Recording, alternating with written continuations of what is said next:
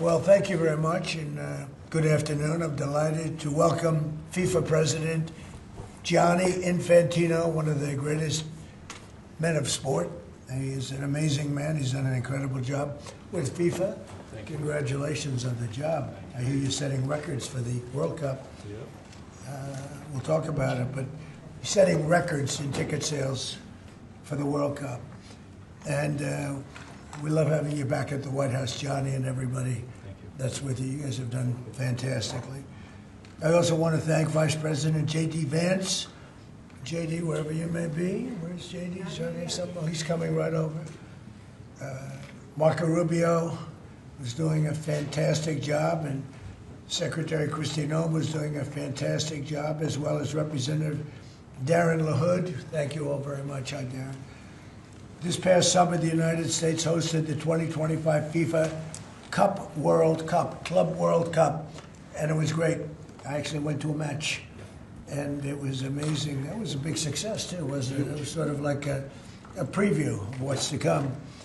And now we're getting ready for an even bigger event next year as we host the official 2026 FIFA World Cup. That's the big one. The World Cup tournament. This will be a once-in-a-lifetime opportunity, even for our country, because frankly, this goes to countries, everybody wants it. I guess it's going all over the world.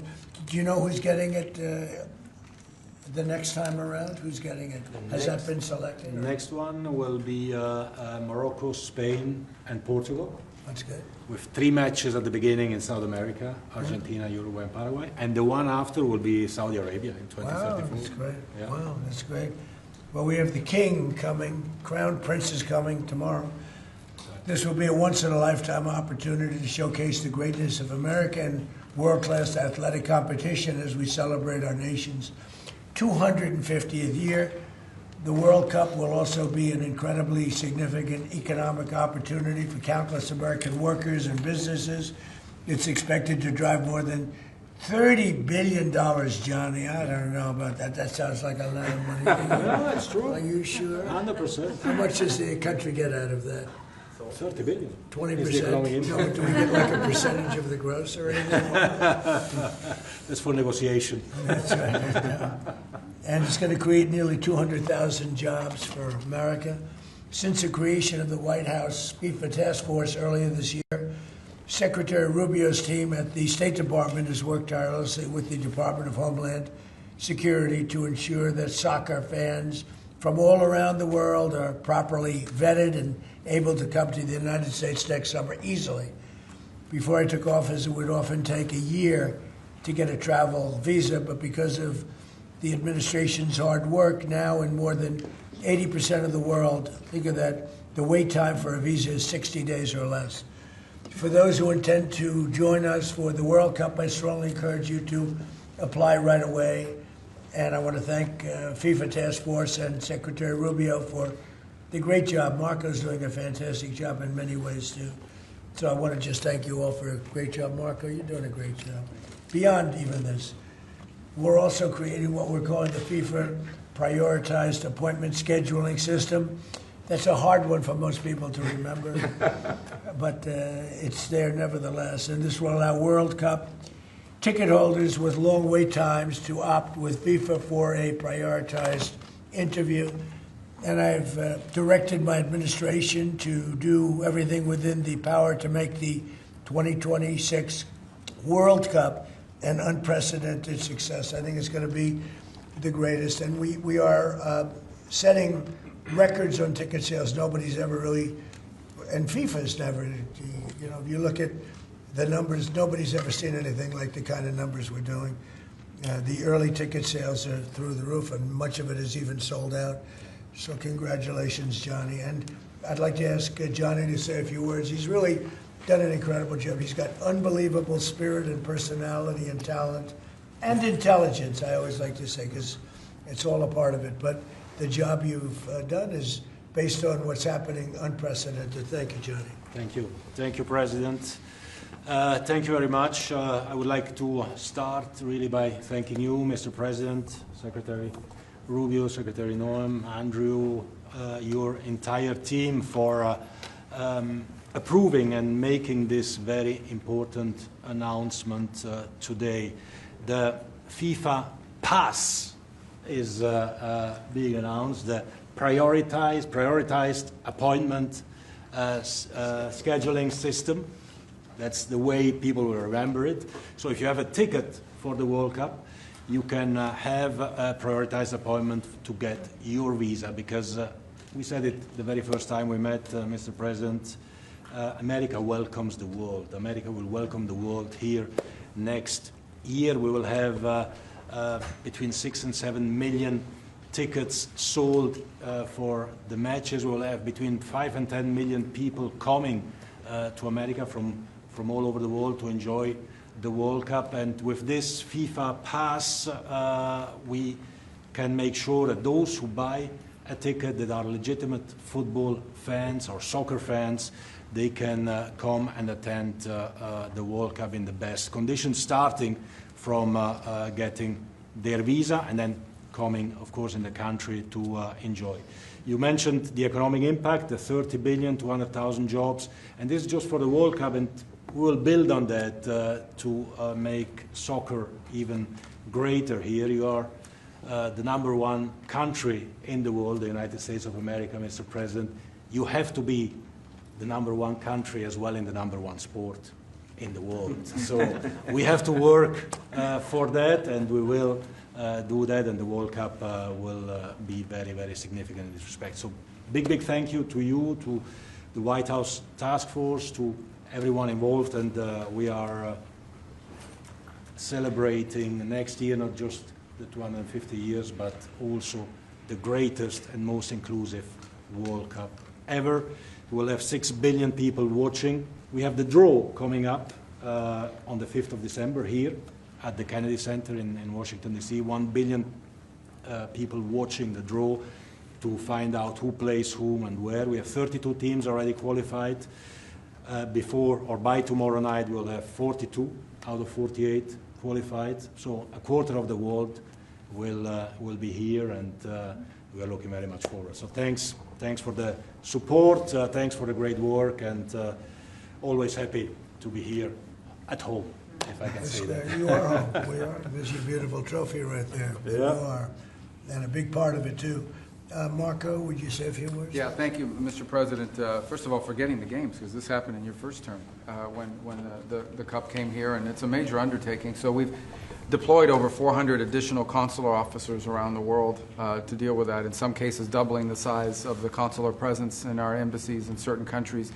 And the good news now is that in about 80% of the world you can get an appointment within 60 days. It used to take, half a year or longer, and now sometimes it took, now you can get it in less than 2 months, where in places it took over a year. In places, for example, like Brazil and Argentina, it took over a year to get an appointment. Now you can get it in less than 2 months. So our advice to everybody is, if you have a ticket for any of the games, you need to apply if you haven't done so as soon as possible. Don't wait till the last minute. Your ticket is not a visa. It doesn't guarantee admission to the U.S. It guarantees you an expedited appointment. You're still going to go through the same vetting. We're going to do the same vetting as anybody else would get. The only difference here is we're moving them up in the queue. We're moving them up faster. But my advice to everyone that's watching around the world is, if you intend to come to the games, you have to have a ticket. You need to apply. Apply as soon as possible. You're going to get your interview within 6 to 8 weeks, and move forward from there. Don't wait till the last minute to do it. Thank you. Mr. Congressman, would you like to say something? Well, first of all, Mr. President, none of this would have happened without your leadership securing this during your first term. I tell my colleagues all the time, this will be the largest sporting event in the history of the world. We expand from 32 to 48 teams for the first time ever. We're doing it with Mexico and Canada, but obviously the 11 host cities will be here in the United States, and it's going to have a $30 billion impact economically in this country. And so it has been a team effort by everybody, but I also want to thank President Infantino and obviously you, Mr. President, and your entire team, Andrew and Nick and everybody. It is going to be an unbelievable sporting event next summer. It's going to be great. It's going to be great. Andrew, would you like to say something? Sure, I Maybe think we'll have somebody much more important. much more important. And honestly, without her work, without Secretary of State Rubio's work in the State Department, this would not happen. And without your leadership and your vision, this would not have happened. I think 2 key points. One that the Secretary of State already highlighted. This is a welcoming message to the world without going around the safety and security procedures. it's so keyed up, is safe and secure, and the White House Task Force is working every day to make sure that's the case. And also, as Congressman LaHood said, the economic benefits for American businesses, both small and large, from a $30 billion event like this. So really, thanks to all the White House Task Force members, from Secretary Rubio to Secretary Noem. The 2 notice of funding opportunities that went out to the cities and states last month were really key from the safety and security perspective. To Deputy Chief of Staff Luna, who is integral in this whole process, to the White House Task Force members that are standing in the back of the room today and that couldn't be here. Without your hard work, this would not have happened, and I really can't thank you enough for really the best team I've ever been a part of. And also to FIFA, to the President Gianni Infantino, my good friend Carlos Cordiero, your desire to make this World Cup the best yet, it's contagious. Every single day I come in and think, what can we do to make this even better? And Mr. President, your vision more than anything. I think it takes a unique visionary to be able to go and see a sporting event and realize that this can be one of the greatest cultural events in world history. And I think there are very few people, aside from the 45th and 47th President of the United States, Donald J. Trump, that can do that undertaking. So thank you. Well, thank you very much. Christy? Well, Mr. President, thank you for Andrew. Thank you for making him the head of our FIFA task force. He's fantastic. And Nick has been a rock star in facilitating all of our meetings, getting everybody together, and making sure that we're prepared to host this event.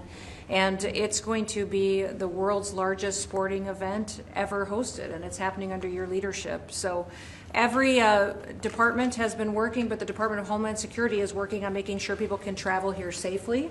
They know that they're welcome to the United States, that each of these events will be cooperative events with our cities to make sure that security needs are met. We put out over $600 million worth of grants to the 11 host cities that they'll have the advantage to partner on technologies and screening technologies, drone technology, counter UAS as well will be implemented. So we'll be prepared to host it safely, but also with Marco's leadership at the State Department, making sure that people that come in on these tourist visas are coming in thoroughly vetted, just like anyone who would travel here, and they would come and enjoy our country, and then they would go home and go home in a timely manner. So we're excited about that, and we're excited to partner with you, Mr. President, on creating memories for people around the world that will make them not just fall in love with the United States, but also fall in love with the sport of soccer.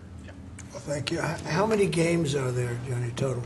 Total 104 games, meaning 104 Super Bowls in 1 month. This is the It's like magnitude that, of the event. You know, when you think, It is. It's incredible. it's Super going to Bowls be in 1 month. the biggest sporting event we've ever had. It's like having 104, or even if you cut it in half, 50, 60 Super Bowls, right? That's okay, too. Any 1 month. questions, please? Mr. President, can you just take us through this FIFA Pass idea that you guys are talking about here? How exactly is it going to work for ticket holders to this big event that the United States is hosting? I'll let my guys do that because they can do it much better. And either one of you two, Nick, would you like to talk about it? Sure. Well, Mr. President, without your leadership, this would not happen. And we came in 10 months. We have a system that's going to welcome the world. The greatest host in the history of the world is going to host the world here. Basically, this system allows folks with a FIFA ticket purchased through FIFA to go through the FIFA portal. That is then going to get prioritized with the State Department, so that those appointments are going to be had before existing appointments, so that people, when they buy tickets, they have confidence that they're going to be able to come to the games and spend their money and travel this country and do all the things that they want to do and enjoy the game. So it's an incredible vision that the President executed here. Within 10 months, we started with really not that much. And so this whole team here, with the President's guidance, has made this possible. It's going to be the greatest games in the history of the world. Okay, do you have that? Yes, Yes. Not too complicated. Daniel, please. Daniel? Mr. President, yep. You were talking about the economic impact of this. Billions and billions of dollars. This builds on the framework and the groundwork that you've built already up for a major year in 2026. Deregulation, energy independence, tax cuts, historic amounts of private sector investments. What do you envision for the 2026 economy when this event comes to town next year, too, on top of everything else? Yeah, it's just a huge economic boon to this. You know, we had a little shutdown that was caused by the Democrats, and this will make up for it many times over, so that's good. But I think it's the importance of the event all over the world is watching. And it really is. It's like having, you know, many Super Bowls, actually. Each game is almost a Super Bowl. Some of them are, I guess you could say, bigger than Super Bowls. I guess when you get to the finals, it's of that level or more. Much more. Worldwide, I think it's got to be more. So that's great. You know, when Johnny and I made the deal, I never thought I was going to be president because I was supposed to be retired by that time. And I got a little lucky. So I'm very honored to have it. And we have the Olympics coming too. That'll be great. And the 250 is going to be right out on the lawn. You're going to have a UFC event with Dana White and his people. He's going to have the greatest card they've ever assembled. I was talking to Dana White the other day, and they're going to have the greatest card they've ever assembled, Johnny. So you'll be sitting up there with me, Darren. We'll be watching it. So right opposite the front door of the White House. It's going to be on June 14th. So it's really going to be an amazing period of time. But this is something very, very special. World Cup. All my life I've heard about it. Yep. Mr. President, I have a question about Venezuela, but can I just first ask, the health of the president's always news. Your voice sounds a little rough. Are you feeling all right? I feel great. I was shouting at people because they were stupid about something having to do with trade in a country, and I straightened it out. But I blew my stack at these people. Well, it sounds like there's a follow-up there, but can I ask you about Venezuela? You suggested... Is there what? It sounds like there's a follow-up there, but can I ask you about I Venezuela? thought you said there was a polyp, and I said, I don't want to hear that. There's a whole other issue. Okay. You suggested you've made a decision about what you want to do next about Venezuela. I understand you don't want to tip your hand. But is there anything you're ready to rule out at this point? Are you ruling out U.S. troops on the ground? No, I don't rule out that. I don't rule out anything. We just have to take care of Venezuela. They dumped hundreds of thousands of people into our country from prisons. Nobody knows better than this young lady right here. She's done an incredible job with Tom Homan and all of your people. It's amazing. You know, we have a tight border right now. Nobody comes in. But we had millions of people pouring through. A year ago, we had millions of people pouring through our border. And many of them came from Venezuela, including Tren de Aragua, the gang. And I guess what I'm hearing, Christy, is that's as bad a gang as there is anywhere It's the in the worst. world. Absolutely, Is that actually? sir. Absolutely, they are the worst. I mean, they're worse than MS-13. They're killers. They massacre people. They cut them up into pieces, and they bury them in their communities where they grew up. They're horrible people. And we had a lot of them, and many of them, most of them, pretty soon, most of them are going to be out. But they sent them in like we're a dumping ground. So I'm not in love with the people running Venezuela. I love Venezuela. I love the people of Venezuela. But what they've done to this country, and I really say this, what Biden and the Democrats have done to this country can never, ever be forgotten. You suggested Maduro wants to talk. Are you prepared to speak with him directly? Would you commit to doing that before you order strikes? Yeah, I probably would talk to him. Yeah, I talk to everybody. Mr. Mr. President, go ahead, follow please. up on Garrett, was that what you were Please, referring go ahead. to? Was that India? Rebecca Zucco with Blaze News. So, in a recent interview, you had made some remarks about H-1B visas. You said about H-1B visas. Yeah. You said that there were certain talents that Americans needed to outsource to foreign workers. Could you clarify? Until they learn that, yeah. Like, for instance, if you're going to be making chips, we don't make chips too much here anymore, but we are going to be in a period of a year. We're going to have a big portion of the chip market. But we have to train our people how to make chips because we didn't do it. We used to do it, and then foolishly we lost that business to Taiwan. Very, very foolishly, because if they had a president that thought like I did, they would not have let that happen. But it's all coming back. I think we're going to have within a few years, we're going, and not because of the CHIPS Act. The CHIPS Act was a disaster for this country. We gave away billions of dollars to other countries and other locations and companies, and all they did was rob our money. But because of tariffs, the chips are coming back. Chip makers are all coming back. And I think within a very short period of time, we're going to have maybe even the majority of the chip making in the world will be right in the United States, where it should have been all along. But because we had people that didn't believe in tariffs, they believed in them, but they didn't know how to use them, we would have had nobody leaving our country right now. And instead, you have almost 100% of the chips are made in Taiwan. It's so disgraceful. The good news is it's all coming back. Yeah, please. Mr. President, The Mr. gentleman in the President. back. Thank you, Mr. President. I wanted to just follow up on Venezuela. In these talks with Maduro, is there anything that he could say or do that would allow you to feel like he could stay with your support? Is there anything that he could say that you would be, okay, you can stay? It's hard to say that. You know, the question's a little bit tricky. I don't think it was meant to be tricky. It's just that, look, tremendous damage to our country, primarily because of drugs, but really because we have that problem with other countries too. But more than any other country, the release of prisoners into our country has been a disaster. He's emptied his jails. Others have done that also. He has not been good to the United States. So we'll see what happens. At a certain period of time, I'll be talking to him. Mr. President, can I just follow up? You mentioned your voice and you were shouting about trade. Which country in particular upset you? Was it India? No, a country wanted to try and renegotiate the terms of their trade deal, and I wasn't happy about Well, it. which country was it? People want to know. Why would I say that to you? Why would I can't believe it. Mr. President, on the World Cup, if you would, Seattle and the World Cup. The new mayor-elect of Seattle is a Democratic Socialist. Seattle has Or beyond. I watched her. Right, Seattle has That's more than socialism. Right, Seattle has 6 World Cup games. How close are you going to be watching that city with the crime in that city? Well, if we think, and I'll have to speak to Johnny about this, but if we think that the mayor of L.A. is incompetent, everybody knows that. You know that I was there, I guess, 2 years ago, and we got all the federal permits taken care of, far more complex than the state permits and the city permits. And Lee Zeldin, who's a superstar, got everything taken care of. The toughest part, having to do with the fires, that should have never happened. If they let the water come in, it wouldn't have happened, right?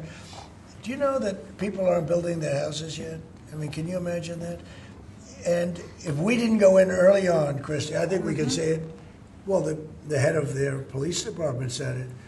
They were unable to handle. You would have had, not only did you have the fires, but you would have had total insurrection in Los Angeles.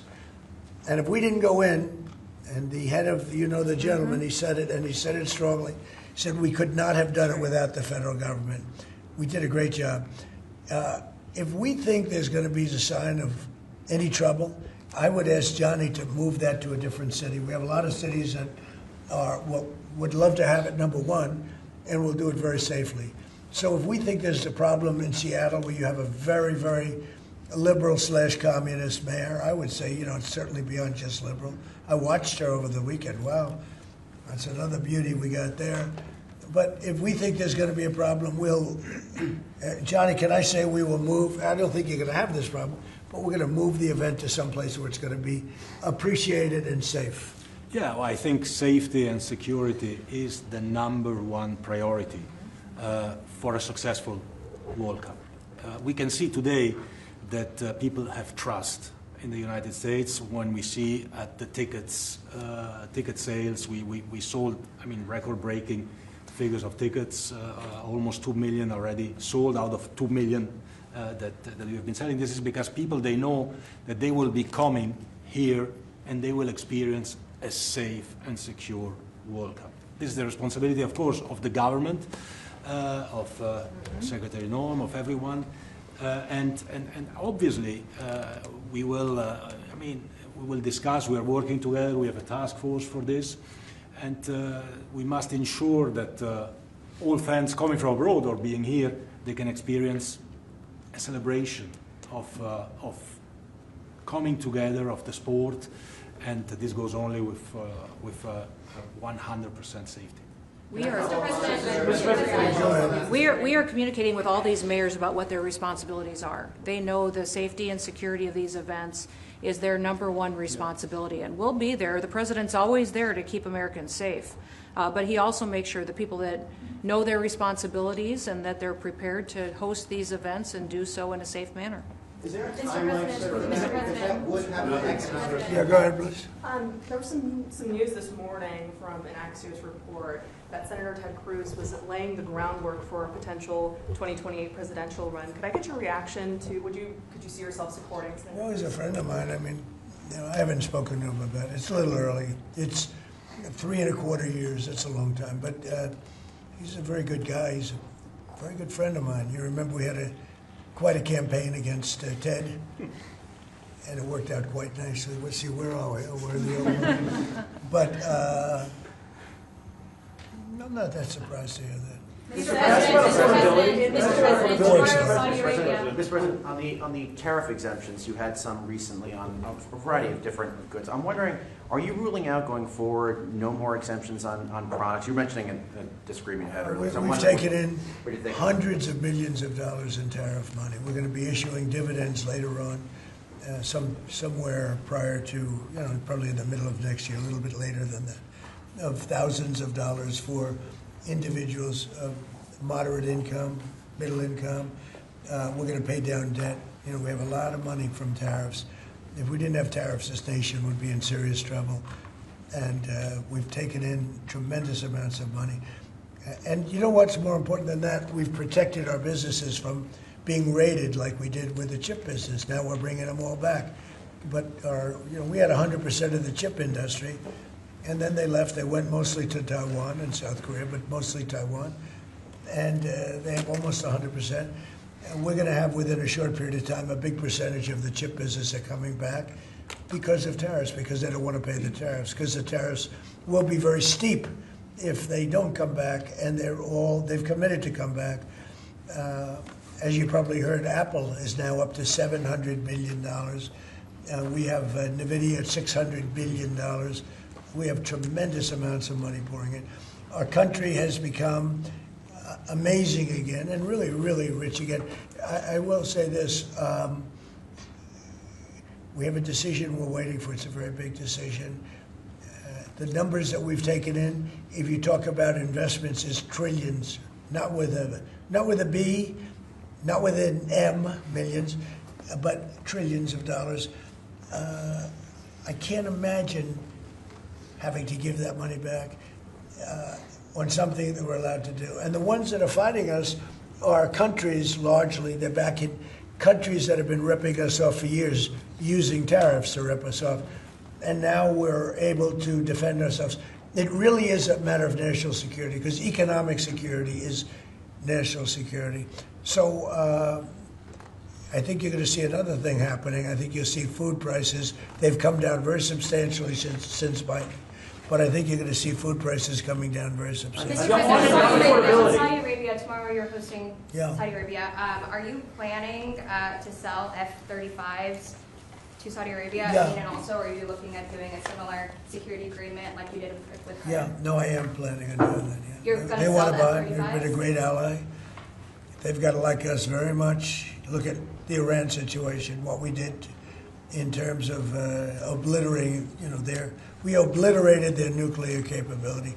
Yeah, I will say that we will be doing that. We'll be selling F-35s. Yeah. Mr. President, to clarify something you posted on Truth Social last night. You urged House Republicans to vote in favor of this Epstein release bill they're going to vote on tomorrow. I just want to be super clear on your position.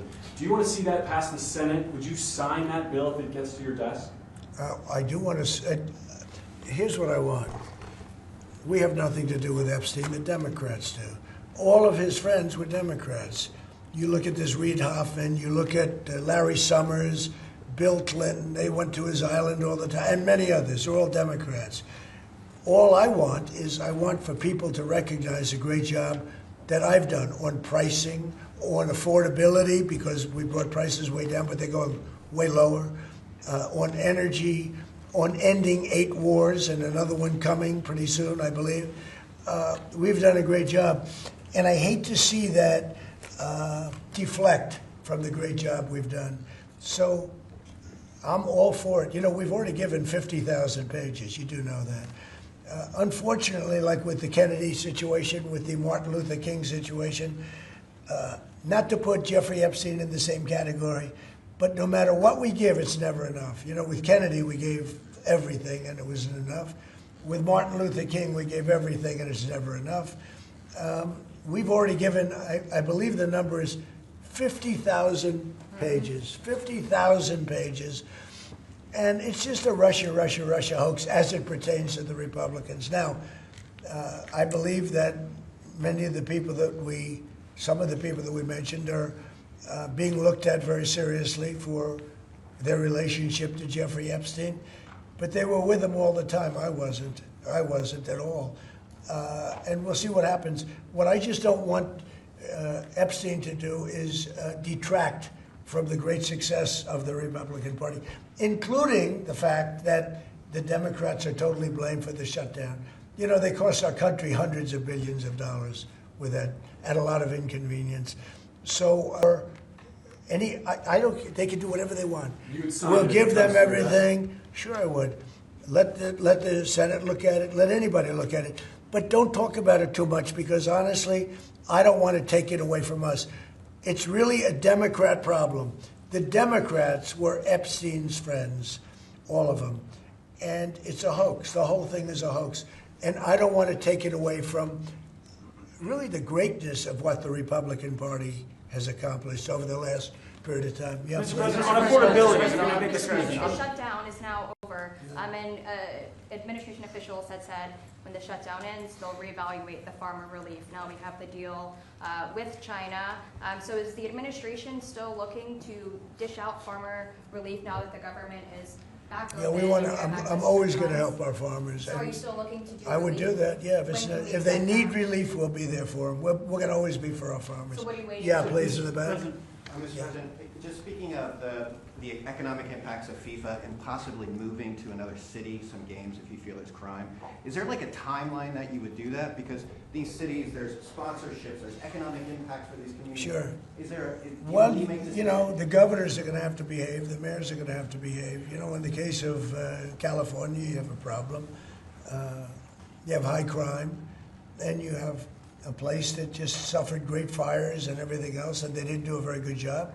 And if we didn't go in from the crime standpoint, you would have had a disaster. It was not going to be handled properly. It wasn't able to be.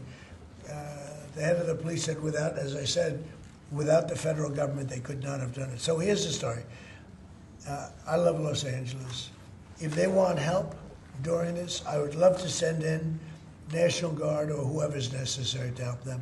I want it to be great. I'd love it to be in Los Angeles. I love the place. It's a natural for Los Angeles. If we think there's going to be crime, if we are obstructed by the governor, and maybe he won't obstruct, maybe it'll be great.